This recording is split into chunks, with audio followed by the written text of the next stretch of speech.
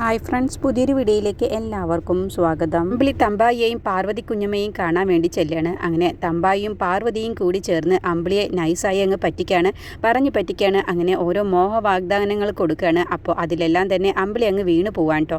എന്നിട്ട് തറവാട്ടിൽ നിന്നും നിങ്ങൾക്ക് അവകാശപ്പെട്ട സ്വത്ത് കിട്ടാൻ വേണ്ടി നിങ്ങൾ കേസ് കൊടുക്കാൻ വേണ്ടി പോവല്ലേ, അതിൽ നിന്നും അവരെ പിന്തിരിപ്പിക്കണം. എന്നിട്ട് നിങ്ങൾക്ക് അവകാശപ്പെട്ട സ്വത്തുക്കൾക്കുള്ള പണമായിട്ട് ഈ പാർവതിയുടെ മോനോടും ഭർത്താവിനോടും തരാൻ വേണ്ടി പറയാം എന്നൊക്കെ തമ്പായി പറയട്ടോ.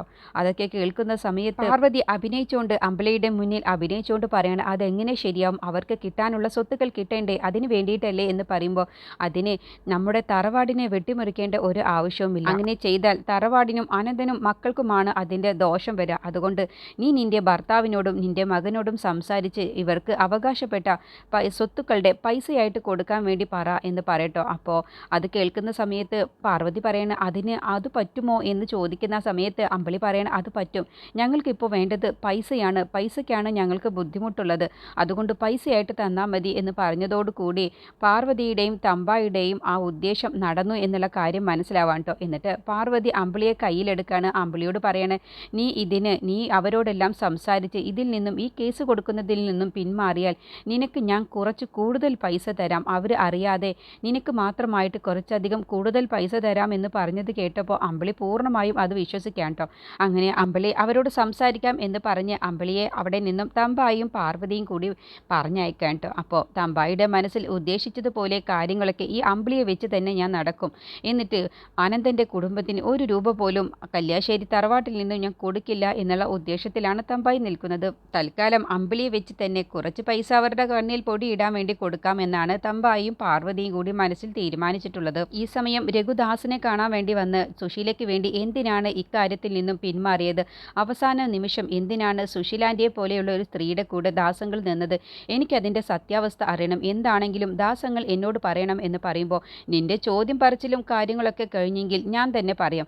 വർഷങ്ങൾക്ക് മുന്നേ ഞാൻ അനുപമയുടെ പേരിൽ ആ കട വാങ്ങിച്ചു കൊടുത്തിട്ടുണ്ടെങ്കിൽ അനുപമയും ഇന്ദ്രനും കൂടി സന്തോഷത്തിൽ ജീവിക്കാൻ വേണ്ടിയിട്ടാണ്. ഇപ്പോൾ ഞാൻ ഇങ്ങനെ ഒരു തീരുമാനം എടുത്തിട്ടുണ്ടെങ്കിൽ അനുപമയും ഇന്ദ്രനും വീണ്ടും ഒന്നിച്ച് ജീവിക്കണം എന്നുള്ള ആഗ്രഹത്തോടെയാണ്. ഇത് എൻ്റെ അവസാന ഒരു ശ്രമമാണെന്ന് ദാസ് പറയുന്ന സമയത്ത് രഘുവിന് അത് തീരെ വിശ്വാസം വരുന്നില്ല കേട്ടോ. അപ്പോൾ രഘു പറയണേ, എനിക്ക് അങ്കിൾ ഈ പറയുന്ന വാക്കുകളൊന്നും വിശ്വസിക്കാൻ കഴിയുന്നില്ല, കാരണം ഞാനും അമ്പിളിയും കൂടി അവസാനം ദാസാറിനെ കാണാൻ വേണ്ടി വന്ന സമയത്ത് ഇങ്ങനെയല്ലല്ലോ പറഞ്ഞത്, അനുപമയും കുഞ്ഞിനെയും ഒരിക്കലും നിങ്ങൾ മറന്നു കളയരുത്, നിങ്ങൾ കൈവിട്ട് കളയരുത് എന്നല്ലേ, എന്നിട്ടിപ്പോൾ ഇങ്ങനെയാണോ സംസാരിക്കുന്നത് എന്ന് പറയുമ്പോൾ ദാസ് പറയണേ, അതൊക്കെ ശരിയാണ്, ഞാൻ അങ്ങനെയൊക്കെ പറഞ്ഞു, പക്ഷേ മനുഷ്യരുടെ കാര്യമല്ലേ, നീയും അമ്പിളിയും നാളെ അനുപമയെ മറക്കില്ലെന്നുള്ളത് എന്താണ് ഉറപ്പുള്ളത് എന്ന് ചോദിച്ചപ്പോൾ ദാസ് ഒരു തട്ടുമുട്ട് പറയുകയാണെന്നുള്ളത് രഘുവിന് മനസ്സിലാവണം. അപ്പോൾ രഘു പറയണേ, എന്തായാലും ദാസാർ പറഞ്ഞതൊന്നും ഞാൻ വിശ്വസിച്ചിട്ടില്ല, എന്തിനാണ് അങ്കിളിനെ പോലത്തെ ഒരു വ്യക്തി അതും സുശീലാൻ്റിയുടെ വാക്ക് കിട്ടി അവരുടെ ഭാഗത്ത് നിൽക്കുന്നത് എന്നാണ് എനിക്ക് മനസ്സിലാവാത്തത്, എന്ത് തന്നെ ആയാലും അത് ദാസാർ എന്നോട് പറയണം എന്ന് പറയുമ്പോൾ വേണ്ട രഘു, നീ ഇതിനെക്കുറിച്ച് കൂടുതൽ സംസാരിക്കേണ്ട, അങ്ങനെ സംസാരിച്ചാൽ ഞാനും നീയും തമ്മിൽ മുഷിയേണ്ടി വരും എന്ന് പറയട്ടെ. അപ്പോഴത്തേക്കും രഘു പറയണേ, എങ്കിൽ ഇനി ഞാൻ ഇവിടേക്ക് വരില്ല, ദാസാർ എന്നോട് ആ സത്യം എന്താണെന്നുള്ളതും സുശീലയുടെ ഇങ്ങനെ ഒരു കരാറിന് ദാസാർ കൂട്ടുനിന്നിട്ടുള്ളതിൻ്റെ പിന്നിൽ എന്താണെന്നുള്ളത് എന്നോട് ദാസാർ പറഞ്ഞാൽ മാത്രമാണ് ഞാൻ ഇനി ഇവിടേക്ക് വരുള്ളൂ, അതിനുവേണ്ടി ദാസാർ എന്നെ എപ്പോൾ ഫോൺ വിളിച്ചാലും ഞാൻ ഇവിടേക്ക് വരുമെന്ന് പറഞ്ഞ് രഘു അവിടെ നിന്ന് പോവാട്ടോ. അതോടുകൂടി ദാസിന് മനസ്സിലാവാണ് രഘുവും അങ്ങനെ എല്ലാവരും എന്നിൽ നിന്നും അകന്നു പോവുകയാണല്ലോ സുശീല കാരണം എന്നുള്ള ഒരു സങ്കടത്തോട് കൂടിയിട്ടാണ് രഘു പോകുമ്പോൾ നോക്കി നിൽക്കുന്നത്. ഈ സമയം പഞ്ചരത്നത്തിലേക്ക് മാഷ് 101 പവൻ ആഭരണവുമായിട്ട് വരിക കേട്ടോ. അപ്പോൾ സരോജിനി അവിടെ ഉണ്ടാവും. എന്നിട്ട് സരോജിനി ചോദിക്കുകയാണ്, എന്തിനാണ് ഇപ്പോൾ ഇവിടേക്ക് ഈ സ്വർണവുമായിട്ട് വന്നത്, അത് ഇവിടെ സൂക്ഷിക്കുന്നത് അപകടമല്ലേ എന്ന് ചോദിക്കുമ്പോൾ മാഷ് പറയണ, ഞാനിതിവിടെ സൂക്ഷിക്കാനൊന്നും പോകുന്നില്ല സരോജിനി, ഇപ്പം തന്നെ ഇതൊരു ആവശ്യത്തിന് വേണ്ടി ഞാൻ കൊണ്ടുപോവാണ്, ചില കാര്യങ്ങളൊക്കെ തീരുമാനിച്ചിട്ടുണ്ട് എന്ന് പറയട്ടോ. അങ്ങനെ സരോജിനി പോയി കഴിഞ്ഞ ശേഷം സ്വർണ്ണങ്ങളൊക്കെ ഇട്ട് വെച്ച് ആമാടപ്പെട്ടി ലക്ഷ്മിയുടെ ഫോട്ടോയുടെ മുന്നിൽ കൊണ്ടുപോയി വെക്കുകയാണ്. എന്നിട്ട് വിഷമത്തോടു കൂടി മാഷ് ലക്ഷ്മിയോട് സംസാരിക്കുകയാണ്, ഇന്ന് ഫാദേഴ്സ് ഡേ ആണ്, എന്നിട്ട് നമ്മുടെ മക്കൾ ആരും തന്നെ ഇവിടെ ഇല്ല എന്നൊക്കെ പറഞ്ഞ് വിഷമത്തോടു കൂടി സംസാരിക്കുകയാണ്. അമ്പിളിയോടും രഘുവിനോടും ഞാൻ ഇവിടേക്ക് വരുന്നുണ്ട് എന്ന് പറഞ്ഞിട്ട് പോലും അവരിവിടെ നിന്നില്ല, അവരെന്നോട് പ്രതീക്ഷിച്ചിട്ട് അവർ രണ്ടുപേരും എവിടെയൊക്കെ ഇറങ്ങിപ്പോയി. അവരെ കുറ്റപ്പെടുത്തിയിട്ട് കാര്യമില്ല, പ്രതീക്ഷകളെല്ലാം അവസാനിക്കുന്ന സമയത്ത് അവർക്ക് അറിയാതെ അവരിങ്ങനെയൊക്കെ ഓരോ തീരുമാനങ്ങൾ എടുത്തു പോകും. അതുകൊണ്ട് ഞാനൊരു കാര്യങ്ങളൊക്കെ തീരുമാനിച്ചിട്ടുണ്ട്.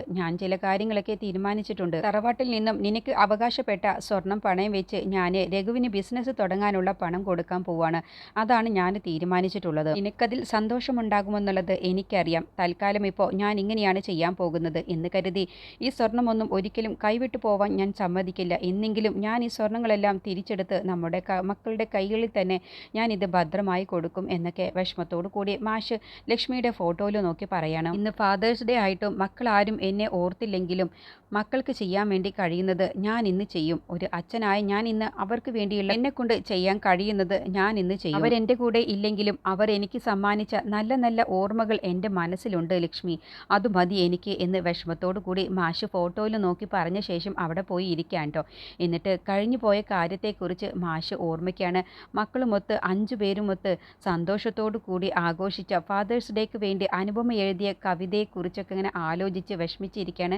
അങ്ങനെ അനുപമ ഫാദേഴ്സ് ഡേയുടെ അന്ന് കോളേജിൽ അവതരിപ്പിക്കാൻ വേണ്ടി ഒരു കവിത എഴുതിയത് മാഷിൻ്റെ മുന്നിൽ വെച്ച് എല്ലാവരും ചേർന്ന് വായിച്ചതൊക്കെ കുറിച്ച് അതിനെക്കുറിച്ച് പറഞ്ഞതിനെക്കുറിച്ചൊക്കെ ഓർത്ത് വിഷമിച്ച് ആലോചിച്ചിരിക്കുന്ന സമയത്താണ് അവിടെ ഇന്ദ്രൻ വരുന്നത്. അങ്ങനെ ഇന്ദ്രൻ അച്ഛ എന്ന് പറഞ്ഞു വിളിക്കുന്ന സമയത്ത് പെട്ടെന്ന് മാഷ് തിരിഞ്ഞു നോക്കുമ്പോൾ ഇന്ദ്രനെ കാണുമ്പോൾ പെട്ടെന്ന് കണ്ണൊക്കെ തുടച്ചു പോവാട്ടോ. എന്നിട്ട് ഇന്ദ്രൻ പറയണേ, ഞാൻ അങ്ങോട്ട് വന്നോട്ടെ അച്ഛ എന്ന് ചോദിക്കുമ്പോൾ അതെന്താ മോനെ നീ അങ്ങനെ ചോദിക്കുന്നത്, നീ ഇങ്ങോട്ട് വാ എന്ന് പറഞ്ഞ് ആ മാഷ് അടുത്തേക്ക് വിളിക്കുകയാണ്. എന്നിട്ട് ഇന്ദ്രൻ അടുത്തേക്ക് ചെന്നിട്ട് പറയണം, അച്ഛൻ എന്തോ ഒരു സങ്കടമുള്ള കാര്യം ആലോചിച്ചിരിക്കുകയാണെന്ന് തോന്നുന്നു എന്ന് പറയുമ്പോൾ നിനക്ക് എൻ്റെ കണ്ണ് നിറഞ്ഞത് കണ്ടപ്പോൾ അങ്ങനെ തോന്നിയല്ലേ, ഞാൻ 5-6 വർഷങ്ങൾക്ക് മുന്നേയുള്ള കാര്യം ആലോചിച്ചതാണ്. എൻ്റെ മക്കളെല്ലാവരും കൂടി ഒരു ഫാദേഴ്സ് ഡേയുടെ അന്ന് എനിക്ക് തന്ന സമ്മാനത്തെക്കുറിച്ച് ആലോചിച്ചതാണ്. ഇന്ന് അത് ഓർക്കുമ്പോൾ എനിക്ക് സങ്കടമാവാണ്, മക്കളാരും അടുത്തില്ലാത്തതിൻ്റെ സങ്കടം എന്ന് പറയുമ്പോൾ ഇന്ദ്രൻ അവിടെ നോക്കുന്ന സമയത്ത് ആരെയും കാണുന്നില്ല കേട്ടോ. അപ്പോൾ ഇന്ദ്രൻ ചോദിക്കുകയാണ്, അല്ല അപ്പോൾ ഇവിടെ ആരുമില്ലേ, രഘുവും അമ്പിളിയും അപ്പോൾ ഇവിടെ ഇല്ലേ എന്ന് ചോദിക്കുമ്പോൾ ഇല്ല, അവരപ്പോൾ എവിടേക്ക് പോയി എന്ന് ചോദിച്ചപ്പോൾ മാഷ് പറയണേ, ഞാനിവിടേക്ക് രാവിലെ ഫോൺ വിളിച്ച സമയത്ത്